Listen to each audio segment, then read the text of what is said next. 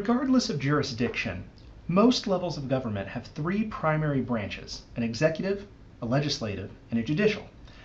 At the federal level, these are referred to as the President, Congress, and the Court.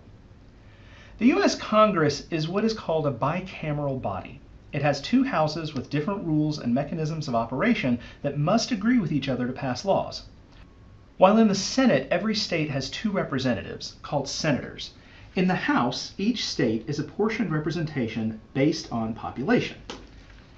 Tennessee has 9 representatives in the U.S. House, with some very interesting district layouts at play. Most states follow the federal government model in that they have an executive, legislative, and a judicial branch, although they often call their executive a governor, and there are a few states that have what is called a unicameral legislature. And even some cities follow this format, though the labels become mayor and city council. At least in Chattanooga, that city council is divided into 9 districts. And this brings us to a question that I want you to look up before next class, actually a few questions.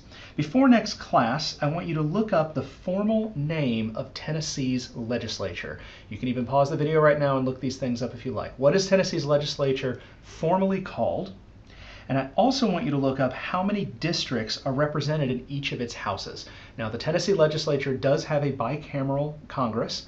It has both a Senate and a House of Representatives. So how many districts are in the Tennessee Senate and how many districts are in the Tennessee House? Bring that name and those two numbers with you to class next time. You'll provide these answers to some quiz questions that I'll ask at the start of class.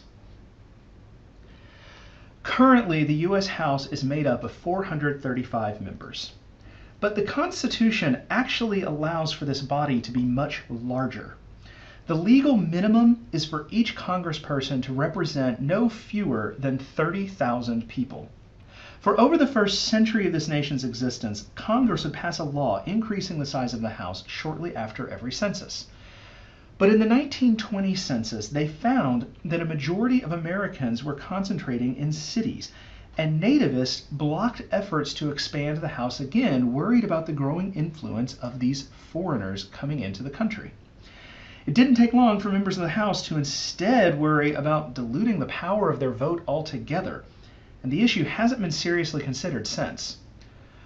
What this means is that today Americans are the worst represented ever, at least in terms of numbers. But consider this. With over 323 million people and 435 representatives, each congressperson represents just over 700,000 people. In 1913, the last time a significant increase occurred, each congressperson represented roughly 300,000 citizens. That's a ratio that today would mean a House size of 1,500 seats. In 1797, the House had 65 members, one for every 60,000 people. To match that ratio today, we'd need over 5,000 members of Congress. And if we matched what the Constitution allows, the House would have over 10,000 members today. That is almost the size of the student body of UTC. While such a large body may be unruly to say the least, and it's not entirely clear how we build space for such a large group, it also means that it would be one that's much less susceptible to the influence of lobbyists and special interests. The more constituents you have, the easier it is that money can override individual voices.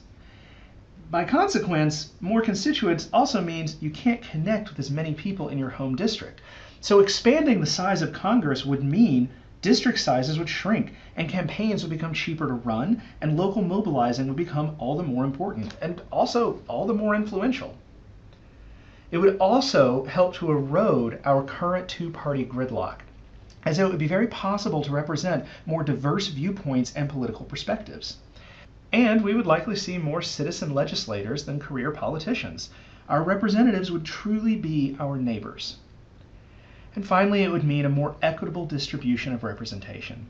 Consider that today, Wyoming's sole representative covers just under 600,000 people, while Delaware's sole representative covers over 900,000 people. That's a 62% difference. In our next class, we're going to ask 2 related questions. First, how does the shape of our districts influence fairness in elections? And second, how does the way in which we vote in elections influence the sorts of outcomes we might expect to see? Come ready to get your hands a little dirty, so to speak, as we will be trying out a few different approaches using some hands-on voting and possibly redistricting within the classroom itself.